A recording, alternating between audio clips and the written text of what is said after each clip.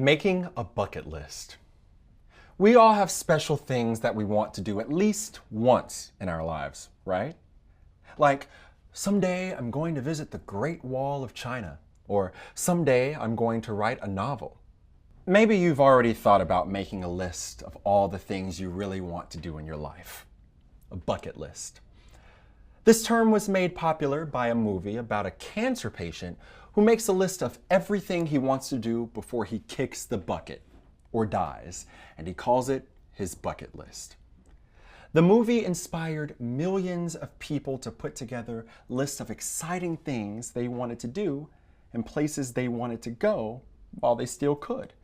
Surprisingly, though, there are arguments against making a bucket list. To begin with, making a bucket list might make you less spontaneous, less willing to do things without planning them ahead of time. Let me give you an example. A few years ago, I got it into my head that I had to see Paris from the top of the Eiffel Tower. So I took a quick trip to France and didn't do anything else while I was there because I was so determined to cross climbing the Eiffel Tower off my list. In the end, I'm sure I missed out on taking some interesting side trips that could have come up along the way. There's a good chance that I would have enjoyed these unplanned excursions more than I enjoyed the view from the top of the Eiffel Tower. And that's not the only problem with creating a bucket list. If you fill your list with things that are really hard to accomplish, I'm going to climb Mount Everest. I'm going to travel to every continent. The list might turn from a source of inspiration to a source of regret. You don't want to feel like a failure because you're not doing most of the things on your list. Now, I try to fill my list with things I know I can do. They don't cost a fortune, and they're mostly not on the other side of the world. For example, before I die, I plan to learn how to play the piano. There's a piano in my house that belonged to my grandmother, and it sits silent year after year.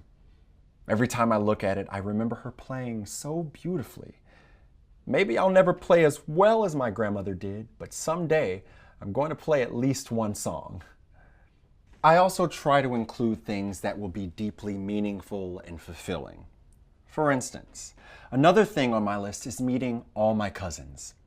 My parents didn't keep in close touch with my family members while I was growing up, so now I've got 9 cousins in different parts of the world that I've never met. I've already found most of them on social media and invited them to come visit me. One of them lives in Australia, another one lives in Dubai. They've all invited me to visit them, but it doesn't really matter whether I go there or they come here.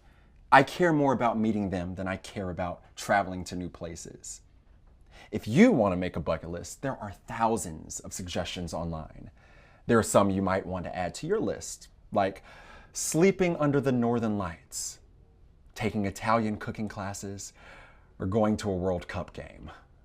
But I always keep in mind that my list is a guide, a reminder of my dreams and ambitions, not a list of things I have to do to feel good about myself.